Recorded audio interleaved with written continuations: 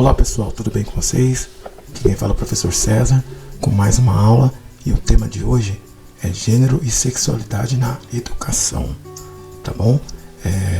Sem mais delongas, vamos lá, que aqui é rapidinho, né? Já deixo o podcast para vocês aqui e vamos contextualizar aqui, né, qual que é as mazelas e as polêmicas deste tema. Coloquei bem simples aqui, direto ao ponto. Vamos lá. Primeiro, debate surge nos anos de 1970 com feminista e grupos da LGBT no Brasil, ganhando força nos anos de 1990. Aqui nós já temos PCN, como trata esse assunto, sexualidade como tema transversal, mas sem foco explícito em homossexualidade. Então, já começa aqui. Ele trata como tema transversal, né?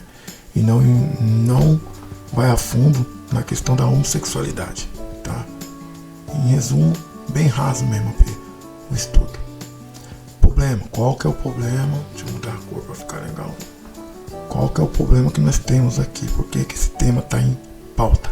A escola ainda silencia diversidade, reforçando a heteronormatividade.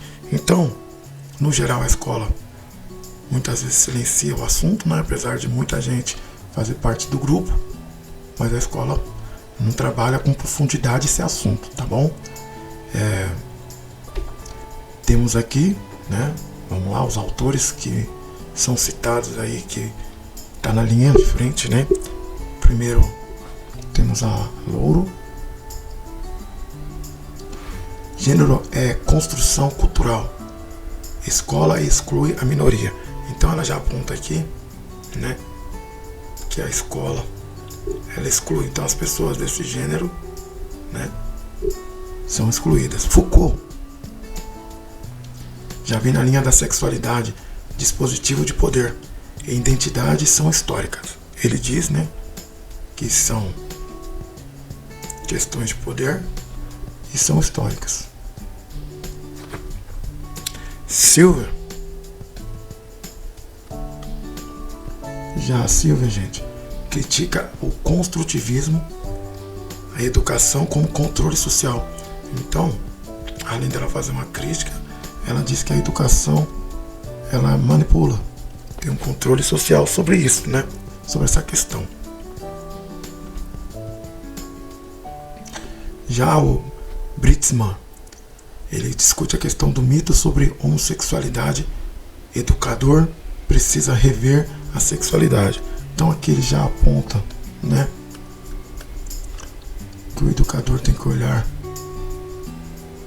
com atenção para esse assunto, né, já que no nosso local de serviço, né, nas escolas, temos vários tipos de pessoas, gêneros, escolhas, então a gente tem que ser muito atento a essas questões. Rolink, ele é alteridade de dever, o outro não, tolerância binária. Então aqui ele questiona aqui, ó,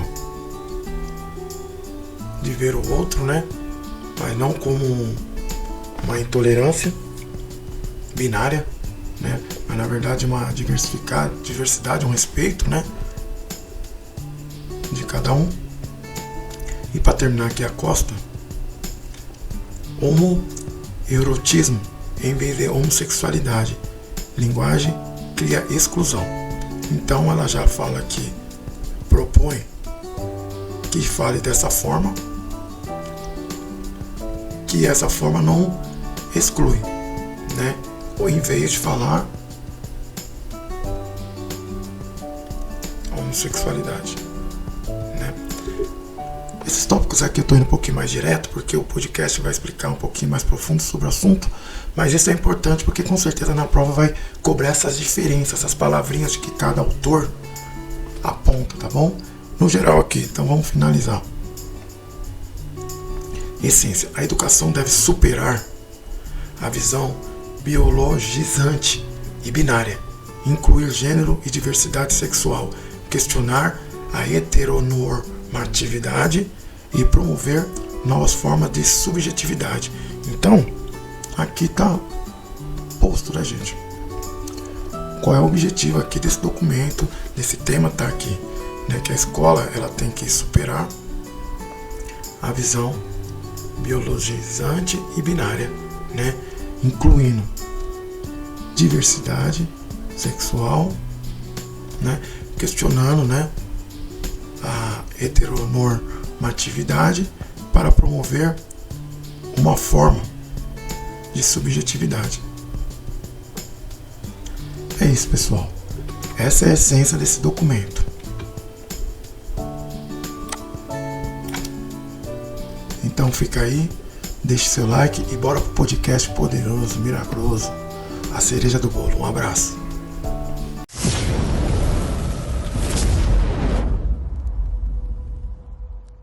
Olá.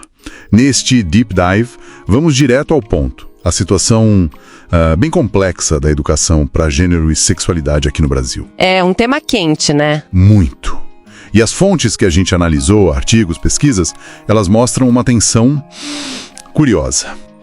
De um lado, parece que tem mais visibilidade na mídia, sabe? Novela, publicidade. Sim, a gente vê mais representação, digamos assim. Mas, por outro lado, o preconceito e a violência continuam firmes, né? Especialmente dentro da escola. Exatamente. Essa é a grande questão. Então, nossa missão aqui é tentar desvendar essa ambivalência toda. A gente vai olhar as políticas públicas, ou a falta delas, né? Pois é. Entender um pouco da teoria por trás, ver os desafios na prática, na escola mesmo, e o papel da mídia e até da linguagem nisso tudo. Bom, vamos lá. Vamos. Para começar essa história das políticas, os Parâmetros Curriculares Nacionais, os PCNs, de 96, eles foram um marco inicial, certo? Sim, foram. Foi a primeira vez que a orientação sexual entrou ali como tema transversal, né? Mas olha, as fontes que analisamos são bem críticas. Ah, é? Por quê? Porque a abordagem era muito biológica, sabe? Focada em prevenir DST, gravidez. E aí acabava deixando de lado toda a dimensão social, as questões de poder que envolvem gênero e, claro, as identidades LGBTQIA+, que não cabem nesse modelo só biológico. Entendi. E essa limitação talvez explique outra coisa que as fontes apontam, uma fragilidade maior. Exato.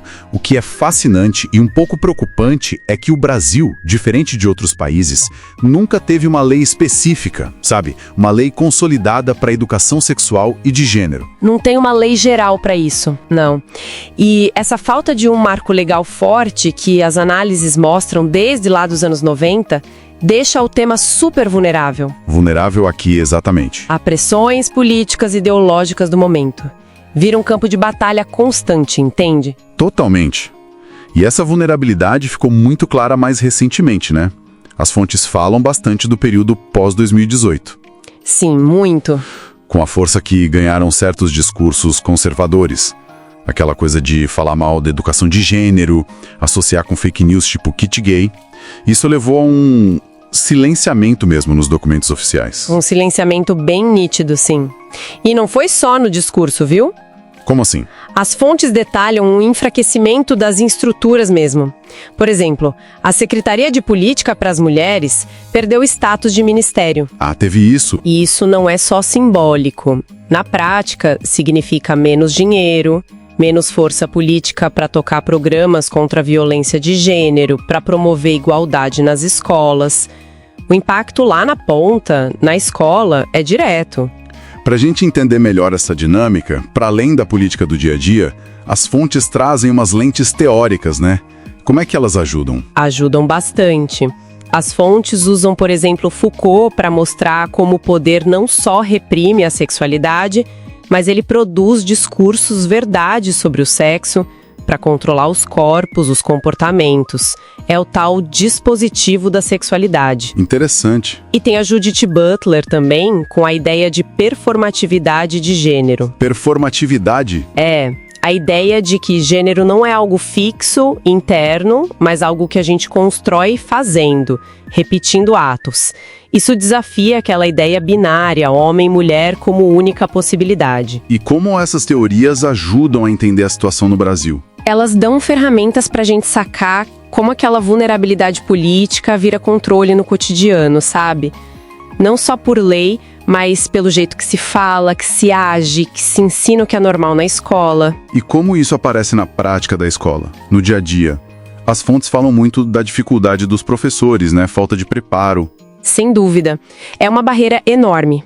Muitos professores se sentem inseguros, com medo de reação dos pais, da direção, ou até têm seus próprios preconceitos que nunca pararam para pensar sobre. E aí? E aí, como as fontes mostram, ou o assunto é tratado de forma superficial, tipo só na aula de biologia mesmo, ou, pior ainda, acabam reforçando estereótipos.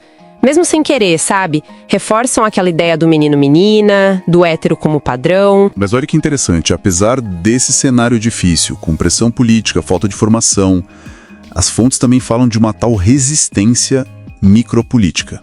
O que seria isso? Exato. Essa é a parte, digamos, mais esperançosa. São as ações pequenas do dia a dia. Como assim? É o professor ou professora que, mesmo com tudo contra, busca abordar o tema. Que acolhe um aluno não binário, que promove um debate sobre respeito, que usa exemplos diversos. Ah, entendi. Não é uma coisa organizada, gigante. Não necessariamente. É usar o diálogo, se basear nos direitos humanos para justificar a prática, e a gente vê iniciativas locais, estaduais, tipo no Ceará, que as fontes citam, que conseguem avançar mesmo com o cenário federal complicado. Mostra que a escola ainda é um espaço vivo de disputa, né? E de tentar promover tolerância. Faz todo sentido. E fora da escola, a mídia. As fontes dizem que o papel dela é meio ambíguo. Tem mais visibilidade, mas não é bem representatividade. Perfeito, é isso. Tem mais personagens LGBTQIA+ na TV, no streaming? Tem. Mas a qualidade dessa representação é o que se questiona. Como assim a qualidade? Muitas vezes cai no estereótipo, sabe? Ou foca só em um tipo de história que não reflete a diversidade toda da comunidade. As fontes fazem essa diferença. Uma coisa é representação só aparecer.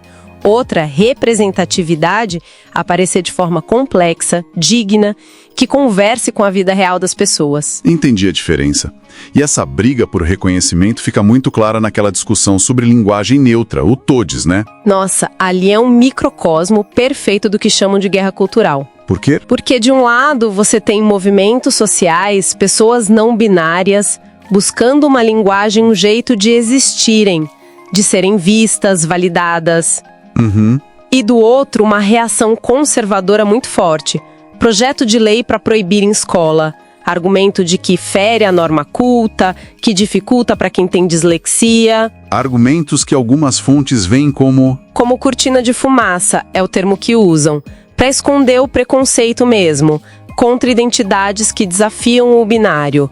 No fundo, a briga não é só pela gramática, né? É sobre poder, quem pode nomear, quem pode existir publicamente. Então, resumindo tudo isso, parece que a educação para gênero e sexualidade no Brasil vive esse paradoxo.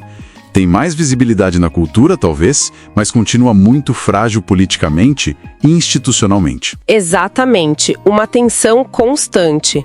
Retrocessos no nível macro, do governo, das leis.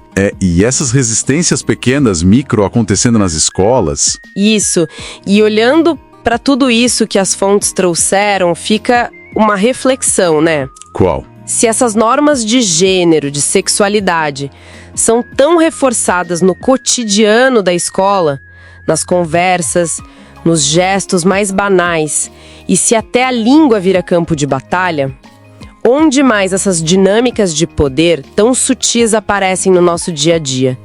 Fora dos grandes debates, da mídia? Boa pergunta. Fica aí pra gente pensar.